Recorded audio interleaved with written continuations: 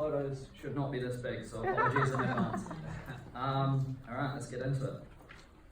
So, mine is going to be something that all of us have faced, and we've all been there, we've all been a grad. How to survive on a media graduate salary.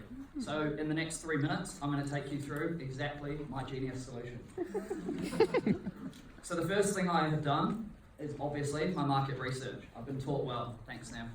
You're welcome. The first things that it showed me is there's two types of grads. One, you can live in your Remuera, or as I've recently found out, Mossman or Toorak, parent suburbs. Or two, you can do what I did, which is live in a rundown shack. All I needed to do is find three necessities of life: food, shelter, and water. So I racked my brain and I thought, where do I know? What place fits all three of these? Well, eventually I came up with it. Now, some of you may have been to New Zealand and recognise this. It is Group Tower. It's my home for, unfortunately, too many hours of the day, but devilishly simple and under our noses the whole time. I'd solved it. Move into Group M Tower.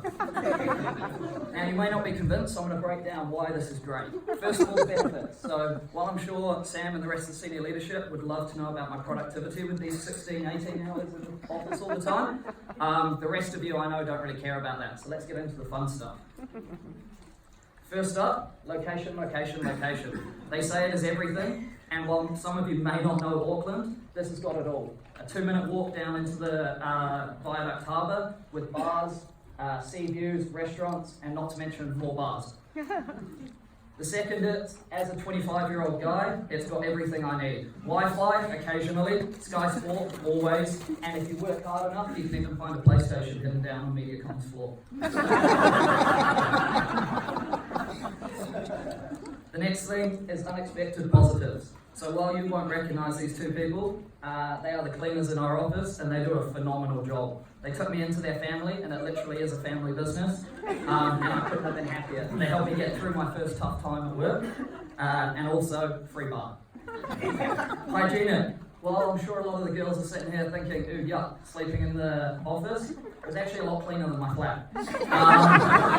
If you find the hidden bathrooms, the showers are actually a lot better as well. And as you can see, I even clean my teeth. Sleeping.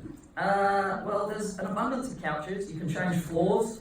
And even thanks to the Wellbeing Committee within Group M, we now have a meditation room. So flip that sign over to in use and no one will bother you. Not the comfiest sleep, though, I tell you that.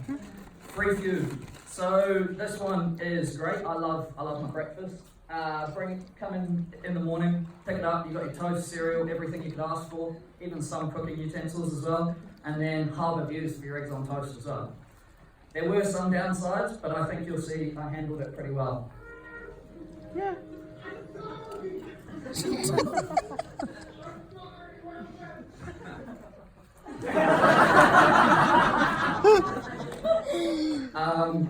So back to food, because it was the main thing in my life.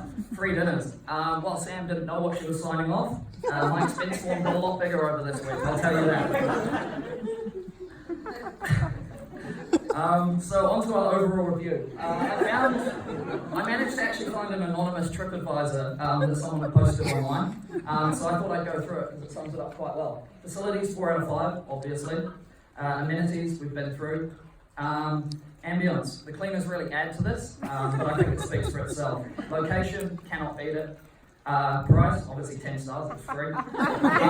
Giving overall 4 out of 5 stars to Group M Tower New Zealand.